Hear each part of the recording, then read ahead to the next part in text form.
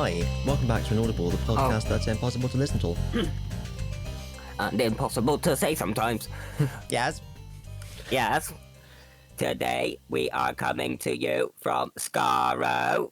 Speaking of the Daleks, this has nothing to do with the Daleks, but this is to do with Doctor Who. I watched the Meddling Monk, the Time Meddler. Oh, you Finally. started. Okay. Finally, I'm carrying on with the Doctor Who watching. Good episode. A little bit slow, but Yes, it's fun to finally delve into a bit more Time Lordy stuff, even though it's not Time Lordy at the moment. Well, it was only 4 episodes, which was great. I think at the start of the series, that would have been 6 episodes. Yeah. I remember as a kid, Meddling Monk was one of the black and white ones I got on with easiest, and I found it hard to do the black and white ones the younger I was. Yeah, that's fair. It's also a bit more light-hearted, that one, than some of the other ones. I did like The Chase as well. That was in a similar kind of mood. Was that the one I just watched? Hang on, I need to go and look. Oh, have you done a couple, have you? No, I mean before the Time Meddler. Oh, okay, before the... Okay. Yeah, I'm back with the orders. It was The Chase, was the one before that. Oh, and I enjoyed The Chase as well. So it's like they've gone a bit more light-hearted all of a sudden. Well, they've found their sort of tone. Yes, like the tone Doctor Who kind of kept from this point on throughout that drama, but with your cheesy comedy goofiness. Yeah. It's kind of finally found its footing as to what it's going to be tonally. Yes, yeah, definitely. I just realised I could have just opened up my little... I've just got a list of them all, so I know I don't get lost as to where it is. I could have just opened that and it would have told me The Chase was the one before. I made some notes, as I'm wont to do. Cool. Number 1, you know how strongly I feel about the acronym being time and relative dimension in space. Peter Purvis from Blue Peter asks Vicky what this is character's name. Asks Vicky what the what the name of the ship Peter is, Purvis and she says it's the TARDIS, time and relative dimensions in space. So it's her fault. Blame Vicky. Yeah, Icky Vicky. It's always someone Vicky. Yeah. Vicky, you're so wicky, ruining TARDIS acronyms for the wiki. And I did have an inkling, and I looked it up to confirm, but the Meddling Monk is him off of the Carry-Ons. Oh, I like, my nan watched the Carry-Ons, but I didn't, so I might have seen bits in the background, but I'd never paid that much attention. Yeah, okay. Well, anyway, it was him. And there was a bit that made me chuckle where Vicky and Peter Purvis from Blue Peter are... I think they're like breaking into the monastery where the monk's base is, and they both go in and both look at each other, say in unison, "Follow me," and walk in opposite directions. Oh, that sounds familiar. Yeah. Or did shake me mucker. So you know how in a previous episode we were wondering whether the ship had ever been referred to as a TARDIS before the second Doctor was brought back to Gallifrey and called it a TARDIS? I don't know. Did we? Oh, sorry, other TARDISes, I mean, were called that. Oh, okay. We were like, did Susan make it up? And then the other Time Lords were like... I know what you were... Yeah. I know what you were on about now, yeah. I thought for a moment I did think you were on about the TARDIS. Yeah. And I was like, well, no, it's always been called the TARDIS, but the Doctor kind of refers to it as the ship. Yeah, we just don't know in terms of other TARDISes, Because, of course, Susan says she made up the name, which is a bit of a could-be continuity error, but so far, not a continuity error, because the monk calls it a time ship. Okay. They call it the TARDIS in the monk's hearing, but he doesn't comment on it, so he doesn't ruin the theory that we have. He's the one that takes the term back to Gallifrey. He gets caught by the Time Lords in a couple of episodes' time or whatever. Taken back to Gallifrey. They're all arguing with him and stuff, and he starts calling it a TARDIS, and they're like, "What's this TARDIS you speak of?" "Oh, it's the time ships. I'm sorry. It was this girl on Earth. She was banging about on it. I thought it was quite catchy, to be fair.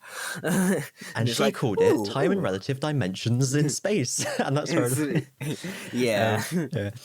But yeah, no, because obviously if the monk had turned around and said, oh, this is my TARDIS, you know, unprompted or whatever, but he never utters the word TARDIS at all, then that would ruin the theory. Likewise, if he turned around and said, what's a TARDIS? And the Doctor said, it's the name of my ship. And he goes, oh, then that would prove the theory, but he didn't react to it at all. So the theory's still out there. Okay.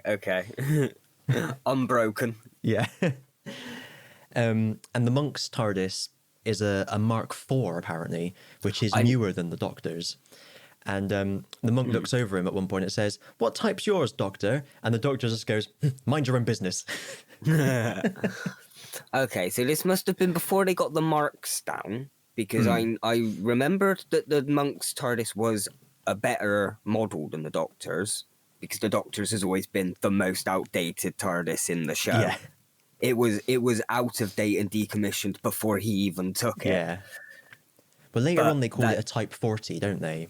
But Type 40 is the Doctor's. I don't know what they retcon the monks to be. Yes, I don't know when they started calling the Doctor's TARDIS a Type 40, but at the moment, we know whatever it is, it's less than a Mark IV. Whether the monks is a Type 40 Mark IV, could be. Maybe because that's how they get away with it, yeah. It does have the same console room, except the console is on a black box that puts it like 30 centimeters higher.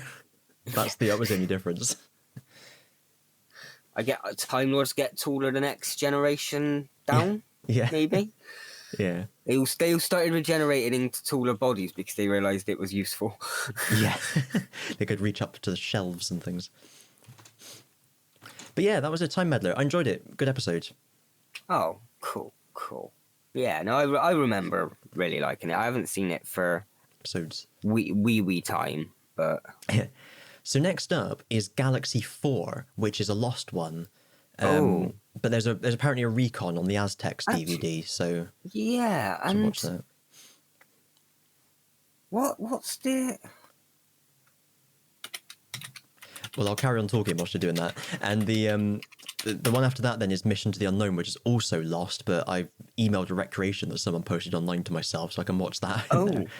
Then after that is the Myth Makers, which is also lost, but has some clips on the Lost in Time DVD. And then after that is the Daleks Master Plan, that only 3 of the 12 episodes exist. Then after that is the Massacre of St. Bartholomew's Eve, which is completely lost. And then after that is the Ark, which finally I can fucking watch one of them. Well, I won't say anything, I'll just post that there.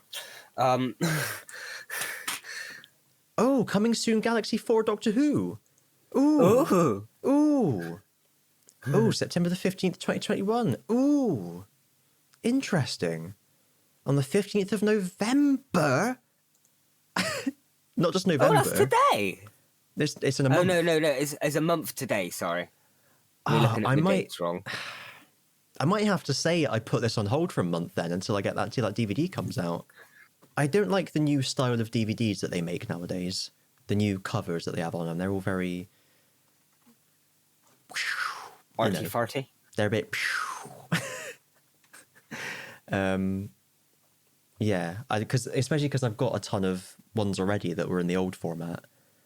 And now they're not in that format. You'd prefer them to... I think what I don't like as well is that ever since Chibnall took over... I know what you're going to say. Go on. Go on. The logo. Yeah. Why change the classic Doctor's logos? Yeah. That's Whittaker's logo. Hartnell had his own logo. They all had their own fucking Well, what they did before was they used the it was Pertwee's logo, I think, wasn't it? Or they used it in the movie as well. They kind of been on all the DVDs, reused Pertwee's for the movie. I don't mind that because that's my favourite of the logos. Honestly, if I was showrunner and I brought back Doctor Who, I would make that the logo personally. It's my favourite one. So that's I'm quite happy with that. So I agree. The logo changing is not fun. But I also agree. You'll have to go. Yeah, I also agree that they should just keep the original packagings. But I think people online do make like fan packets in the old format So you might have to just print off a few of them and slip them in the sleeve. That's a good point, actually. Yeah, I do only have a black and white printer though, which I guess matches the the episodes. Oh well, yeah. You won't have to worry until you get to Pertwee 0, and by that point they've all been released. So exactly. Well, yeah. So I've got my list here. The last lost one. Is it Trout and of it? Yeah. Yeah. The Space Pirates. There's some lost Pertwee ones that they had to they only had in black and white or something, so they had to recolor them. Oh, that's all right though. They're still there then, aren't they? They're still there, yeah. Because to be honest, there's been a lot of animation releases recently that I feel like I might need to update this list. 2 very boring minutes later. Anyway, that was probably really boring. So you see, I've got nothing else to say anyway, to be honest. As a completionist, I'd have to watch just the full recon if it wasn't in animation form. Yeah, I'm not concerned about not seeing the full one because then I'll watch the full one if they animate it. Oh, okay. So so they've done a few kind of official recons on some of the other DVDs, like what's it called? The one with Marco Polo. Is it just called Marco Polo? Marco Polo, yeah. There's on the Edge of Destruction DVD. They included a 30-minute recon. Yeah, which just abridged the story, and that flowed fine. So I'm happy just to do that. Spent just 30 minutes looking at pictures. Oh, fair. Well, no, each their own. Doctor Who's kind of the thing I will be a bit snooty about. Yeah. When it comes to trying to watch as much of it as I can.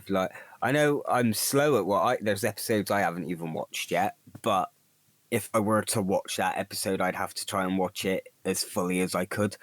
Yeah. But yeah, then like you say, after that, Space Pirates is lost, then War Games, and then you're Spearhead from Space, and you're plain sailing from there. You're all clean clothes from there. Just 110 stories to get, including the movie, from that point. Yeah. In terms of what I need to get, 143 minus 1, 2, 3 that I already have. So 140 outstanding so far. I mean, you got to think, BBC must make a decent amount of money off the Doctor Who DVDs if people like us will eventually collect them all, pay about £5 for each of them. So you're looking at 100 odd times 5. So you're looking... There's in total 160 classic stories, so you could probably say 150 because of the lost ones. So you're looking at a good 500 sort of pound in total. Yeah, mad. Yeah, wow. One month I'll just spend all my salary on Doctor Who DVDs. That won't cause any issues. Oh, I do have an additional from last week's podcast and the TV of the year 1997. Oh, yes. The little factoids that I forgot to mention. So in TV in 1997, test transmissions began for Channel 5 in some areas. Oh. Details of these are made available on CFAX page 698 for a few weeks.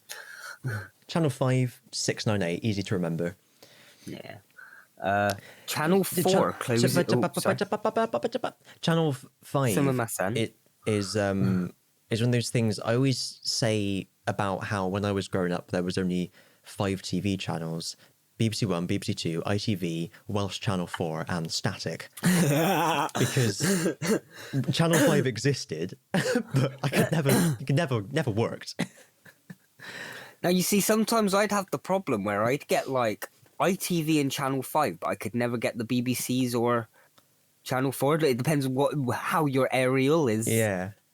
The old aerials you'd have to jiggle about. Because there's the thing, when I've said this before, people have looked at me like I'm mad. Like, what are you talking about? There was never an issue with Channel 5. So like you say, it just depends on your aerial, doesn't it? But yeah. Sorry, I think the Welsh Channel 4 joke's the better joke of the two, to be honest. Lucky just because that is so proximity. damn true. Yeah. That's so we live in Bristol, so you're literally just across the water from Wales. But I live on the side of a hill. At the top of the hill is the TV transmitter. But Oh, I what, have the this Welsh- issue the even Welsh today one? with Freeview where I really struggle to get the right channels. Oh, okay. It's mad, and it tries You're to too search. you're too close. You're within Yeah. the eye of the storm. Yeah, so exactly. it goes outwards around the world before it actually gets back to you. I have to go and do like manual tuning and stuff because only certain transmitters transmit HD channels. And when I was watching the snooker, I could see like loads of pixels on the green baize of the table, and I was like, I've got to get an HD channel. This is ridiculous. And the what's it called? The transmitter at the top of my hill broadcasts BBC HD. But I cannot connect to that transmitter for love nor money. I've got to connect to fucking Cotswolds or the one across the bay in Wales. Jesus. It's anyway. So yeah, Welsh Channel 4. But yeah, no, just on that, just basically, no matter how much you try to get normal Channel 4, you'd always get the Welsh one. Yeah. That's the joke. And there I had that was- so much that really tickled me. Pobly Cum. Did you ever watch Pobly Cum? Oh, That was no, just I to be might, on in the mornings. might recognise it. And you Not by- we not used by to just put name. it on and laugh at it. Because it would be like someone talking in tongues, and then every 5 words would be an English word. No, I might if I saw it. Evening to all our viewers in Wales. Okay, Sorry, yeah. so continuing the factoids.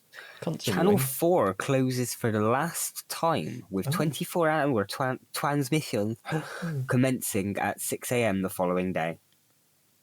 So, in 1997, they started broadcasting all the time. Oh, I see. I got confused things. I was thinking Channel 4 is definitely still around. Yeah, it closes For for the the time being. last time. No, the government So it has anything has- to say about it. Channel 4 hasn't closed since 1997. Yeah. Because it's been in constant transmission. Oh, I don't know the Channel 4 like test card. Everyone knows the BBC one. I found it. Do you want to see it? I don't mind, yeah. Chuck him in the Well, DVDs. not bars, but it's just got the coloured swatches, Oh. if you like. Yeah. Whereas the BBC actually, the classic BBC test card has those kind of things around the border, and then the picture in the middle. The Channel 4 one just has them in a big line in the middle. That actually looks kind of familiar, so I guess I do remember that in a vague way. Yeah. Ah, well. And there's also an HD one that someone's made, so I'm gonna save that in case I ever want to use it. Nanny? Oh, okay. I always have these silly little things in my folders. No. Yeah, very good to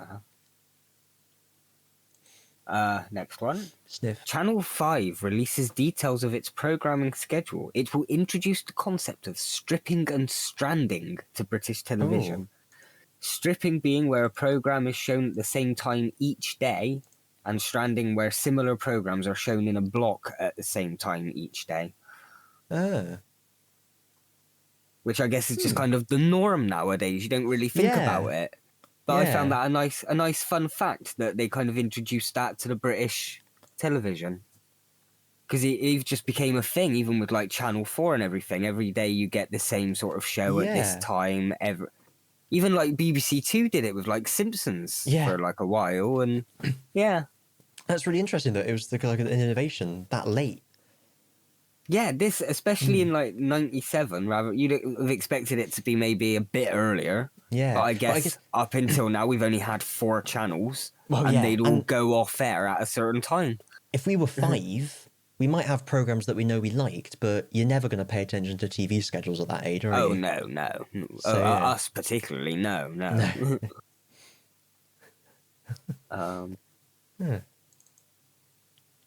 Oh yeah, BBC One broadcasts the American-Canadian children's animated series Arthur for the first time in the UK. Channel 4's quiz show Countdown celebrates its 2000th edition. Oh, blimey. What a wonderful Look what time they're of on day. now. Sorry. Yeah, true. Countdown. Countdown. Game show, 5 let's see. billion. As of May 2021, so even this is, 5 months out of date, it's been 7,500 episodes. And if there's one every day... Yeah. What did I say? fucking 5 hell. months? So about 150 extra.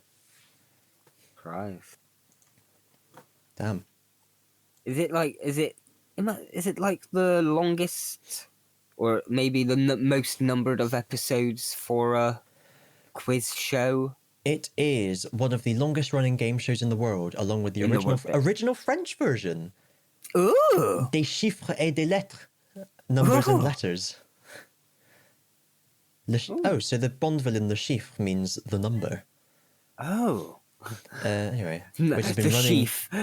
Wow. So Countdown started in 1982. Des chiffres et des lettres started in 1965. Ooh. It's been running continuously since then. And it's still good. Fuck yeah, no. Fair play. It doesn't. I mean, There isn't a list of longest running game shows. but then I guess it would make sense that if one of the earliest game shows in the world, it would be just about numbers and letters. Yeah. Because it's one of the easiest concepts to come up with. What we Yeah. do, okay, we're going to add shit up. So as of January 2021, Des chiffres et des lettres had more than 12,000 episodes. I like how on Wikipedia it's like, Ooh. we don't even know. It's just more than 12,000. Oh, it debuted in 1965 as Les mots les plus longs, using letters only. So the words, the longest word, the long word, or something like that. Okay. The biggest word. Yeah, Like yeah. something, yeah. Ooh, the I'm not biggest fluent word. in French, but I can make a good enough guess, I No. think. Wow. Oh, that's quite a nice fact, yeah. It's going a good level. Congratulations, Countdown, I guess. And Carol Vorderman was on it for 90% of the time. Yeah. Anne Robinson now, isn't it?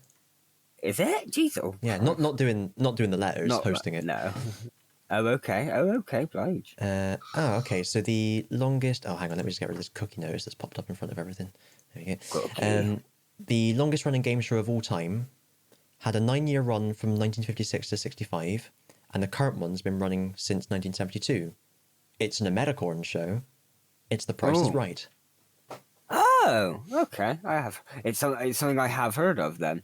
I was expecting it to just be something obscure I'd never heard of. Des chiffres et des lettres is in number 2. Then it's Jeopardy. Ooh. Wheel of I've heard Fortune. of that one as well. I've heard of that one, yeah. So hang on. Price is Right, 58 years. Numbers and Letters, 54 years. Jeopardy, 52 years. Wheel of Fortune, 46 years. Family Feud, 38 I've years. heard of it. Let's heard the Make a name. Deal. I've never heard of that one, Oh, no. but that's 35 years.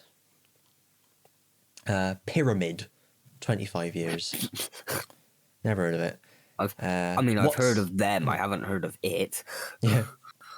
What's My Line ran for 24 years. That sounds familiar, but I think I only know it from hearing it in the background of, like, another thing. Okay. I So, think like, I've it's, watched something where there's a character watching something on TV, and the TV says something.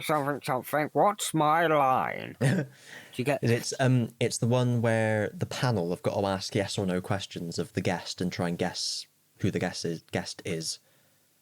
Guess. Yeah, that was really difficult to say. There's a clip of it on YouTube of Salvador Dali going on it, and they ask him like, "Are you an artist? Are you a musician? Are you?" And he just says yes to everything. Yeah. Which one was it? Was it Armstrong and Miller?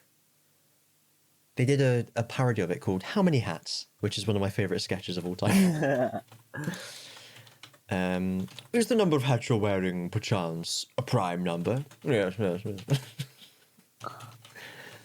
I'm just finding how many hats. Yeah, it was Armstrong and Miller. There we are. Okay. There we just I might put that in recognise there as it. well. There we go. Right. Anyway, where were we? Watch it in a bit. Password ran for 23 years. Don't know that one either. Yeah. Who Wants to Be a Million? Is this only US? Well, I don't know, because Who Wants to Be a Millionaire would be out in 98. because I saw that when I was looking through the lists for 98. So unless we've just caught up with the list. When did Countdown start? You've got Countdown. Maybe they haven't included Countdown and they've just put Le Number because it's the original version. This fucking Americans, man. They doesn't make no reference of the world outside their borders. Anyway, it didn't say anything about only America. It said these are the longest running TV game shows of all time. Anyway, hello to Rich's girlfriend. So number 10, Japanese game show. Oh, The Tunnels. Thanks to everyone. Arigato, Mina. Number 9 is Who Wants to Be a Millionaire British version. Oh, okay. 22 years. Yeah, that's like, you got to think, it's still quite a while ago. It's like 20 odd years since. Yeah. Number 8, Noot Vir Noot from South Africa. Ran for 30 years. Note for Note in English. Ah, okay. It's a musical quiz show. Family Feud in the USA, 45 years. Wheel of Fortune USA, 46 years. Truth or Consequences USA, 48 years. Oh, Doctor Who in it. Yeah. Question of Sport in Britain, 50 years. Oh, okay. Didn't realise that had been running for so long. No, I know of it, but I never watch it. It's not my sort of thing. Sábado Gigante from Chile, 53 years. Translate to Great Saturday. Oh. Variety show. Is that a game show? No, whatever. Jeopardy, 57 years. The Price is Right, 65 years. Now, see, this is now missed out some of the other ones from the other list that had longer years. Fuck. Should we just get on with your thing? Okay. Yeah. Where did I get? Fucking hell. Never mind. Oh, Countdown. So the next one is... Oh, God. Yeah, how do you pronounce her last name? Connie Huck. Connie Huck, mate. Huck. Huge Connie. Sorry if you hear clicking. I've just got to click friends in Cookie Clicker. Oh, okay. But yeah, Connie Huck. It's Huck, mate. It's just Huck. I know. I was carrying on the joke from the first time. Don't disrespect the frankly gorgeous Connie Huck, who is married to Charlie Brooker. Okay. That I didn't know. Both of them were on, what's it called? Richard Herring's Leicester Square Theatre podcast. And Connie Huck's sense of humour is exactly as dark as Charlie Brooker's sense of humour, which just made me love her even more. Expect, yeah. Which you wouldn't expect considering my next fact about her. But yeah, she is a legend, and her legacy goes into the fact that in 1997 she presents her first episode of UK children's programme Blue Peter. She will go on to be the longest running female presenter and the third longest running overall in the show's history, presenting for 10 years before leaving in 2008. Nice. You could make a joke there about someone who's really tall, who's like an athlete who does running. And you could say they were the longest runner or something. Yeah. Anyway, yeah. Hope you enjoyed that. Right. I think that's the era of Blue Peter that anyone from our time would remember. Yeah.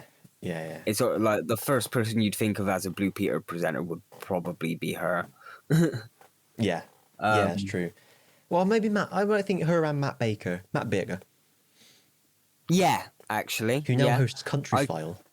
Yeah, I couldn't remember who you were on about for a moment, but then he did pop into my head. Also a legend, because they once had David Cameron on the One Show when Matt Baker was the host. And I didn't watch it, but I obviously saw the clip of this. Right at the end of the programme, he was just like, just one last question quickly before we go. How on earth do you sleep at night? Oh. Okay. And they air it? The One Show was live, wasn't it? It's live, yeah. Yeah. And so David Cameron, then Prime Minister, had to really awkwardly answer about how his relaxation techniques and his comfy mattress and everything.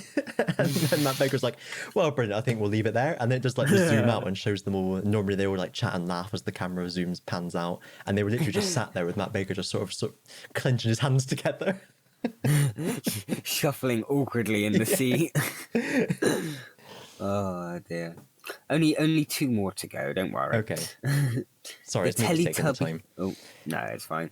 The Teletubbies, the characters from the preschool BBC television series, are at number 1 in the UK singles chart with their debut single, Teletubbies Say Uh-Oh. I forgot all about that. But I'll be honest, I did see these notes when I was at yours the other day. So okay. I hadn't forgotten about it from then, but I had when I saw it the other day. You just remembered. Yeah. The track is a contender for the coveted Christmas number 1, but that was taken by Spice Girls with Too Much. The final one, which you'll like, is that the first series of Robot Wars was filmed from December of this year to January of the following year. Oh, I love Robot Wars. And you know, when I saw won't that... be out until next year. When I saw that on your sheet, and subsequently forgot... I thought, I better make sure I do my list for our next TV of the year. Ozzy, would you like to hazard a guess? Have I done my list for the next TV of the year? Oh, for 1998? No. No, of course I haven't. No. So I better do that. Guess what my number one's going to be? Yeah. No. Makes sense. Mine isn't, though, because it is actually quite a good year. Oh. Well, I haven't looked yet. Obviously. I have made a note of one other thing that I had from the past that I thought of that I wanted to add, so I don't think it'll beat Robot Wars, though. No. Yeah, and then that's all me factoids, because then we go into the 1998 factoids. All right. Facto Patronum. Wouldn't you agree? Sure. Yeah. No. Wow. Quite a fact-based cast. Yeah. Oh. I had a night terror the other night. Oh. Which was a novelty. Condolences, yeah. Yeah, it's like what kids have. Yeah. But basically, I was in the dream. I was in my nan's old house in her dining room, or my old nan's old house, if you prefer. And I was the one I used to come round to a lot when we were kids. Yeah, well, I went there as well sometimes. Yeah. Well, yeah, no, but that's the only one of our houses I can really picture in my head. I don't think you've been at the other one, have you? No, probably not. I haven't seen your nan in a good long while. In a hot minute. No. Or I might have seen her briefly at yours, but yeah. Anyway, I was meeting up with her like in the morning, and then I was meeting up with it was like you and Rich and some other people I think were coming round in the afternoon, and I was trying to like get my nan to leave because like I was like, my friends are coming in a minute, come on, like. And she was just hanging around, like so blatantly hanging around so she could see who I was meeting up with. It was mad. Eventually she left, and she then sat in her car outside for 20 minutes until all of you arrived, and then I saw her leave. Oh. I was like, brilliant. Now you know. It's just my friends. Well, yeah. That's a little bit over the top. Well, anyway. The waiting in the car bit, I didn't expect. I was going to say, like, oh, yeah, no, that's probably the sort of thing my nan would do, is try and linger her away before she'd leave anywhere. She probably wouldn't then just sit out in the car for 20 minutes. And it's when we were teenagers. It was a while ago. Okay. But yeah, anyway. Expecting you to be having illicit liaisons. I was mad, though. Once I got a job, her entire attitude towards me changed. Anyway, that's a story for another time. So I was like Night Terror. Yeah. So I was there. Series and I was 6, episode something of Doctor Who. Exactly. I was getting dressed by like a lady's maid who was like handing me my clothes and stuff so I could get dressed. But she was like really melancholy, and she was like, she had this folded wedding dress, and she was like, "Well, you won't be needing that anymore, will you?" Oh dear. Yeah. But I was like, like sometimes you can kind of see yourself in a dream. But I wasn't me. I was like this weird sort of like gremlin thing with one big eye for a face, and like pulled back black dreadlock hair and no skin. Oh, and I was okay. wearing like a tweed suit, like Humpty Dumpty. And it was when she gave me my trousers, the whole gravity of the situation suddenly hit me, and I like fell on the floor and started screaming in the dream, and then woke up and was still terrified and took a big in-breath and tried to scream again, but all that came out was like a and then I could move and I was fine, and I realized I wasn't scared anymore because it was obviously a dream. Yeah. That was Checked your reflection, realised what was going on. yeah. But yeah, Sure. little terror, a little bit of paralysis when I woke up. It's good fun. Nice. I Don't really know what to say. really vividly Sorry. picture the little gremlin thing. It was quite a cool design. I reckon it would make a good Digimon. You've got your next Digimon design. yeah. But yeah, it was really weird. Oh, like, that's you and your Digimon's bio-emerged form. oh god, yeah. And I'll never fit into that wedding dress now. I don't know where that bit came from. That was really bizarre. Yeah, because you're the one going to be wearing the wedding dress. But I know where the lady's maid thing came from. It's because I'm reading Wheel of Time, and one of the characters is like a noble who has a lady's maid who dresses her and like, you know, brushes her hair and all that shit. So that must be where I got that idea from. Okay. But they just won't get married.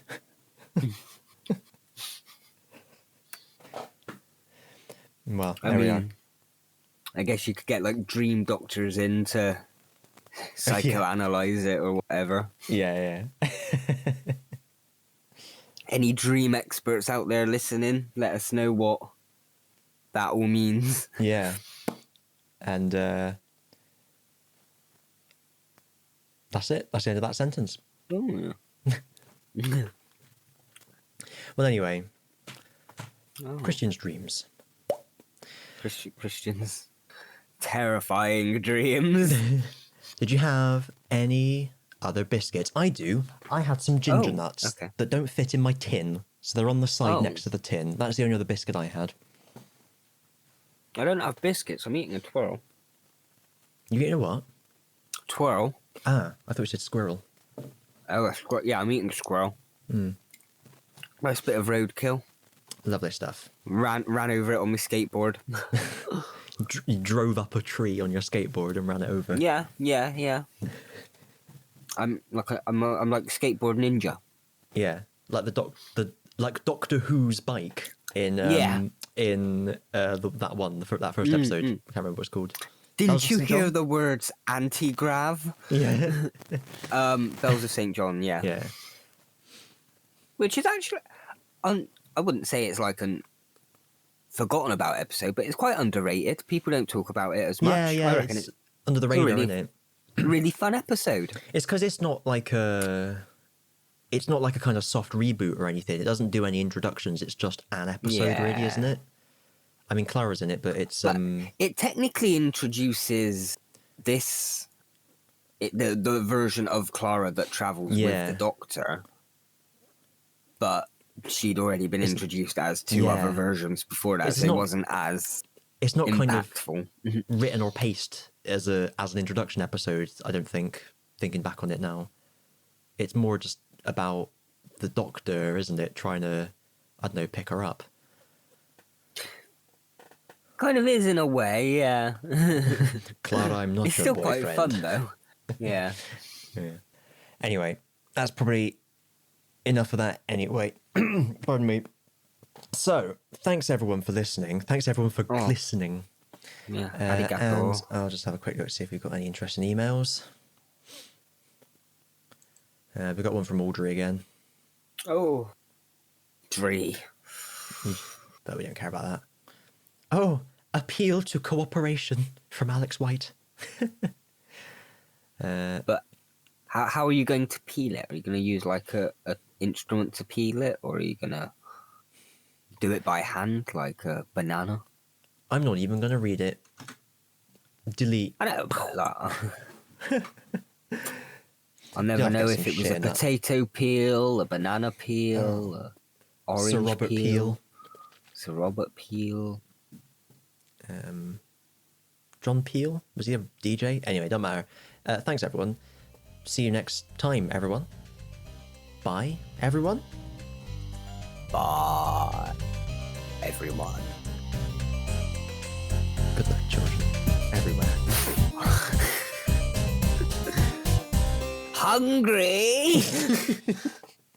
Oh. Yeah, cut that wherever you want.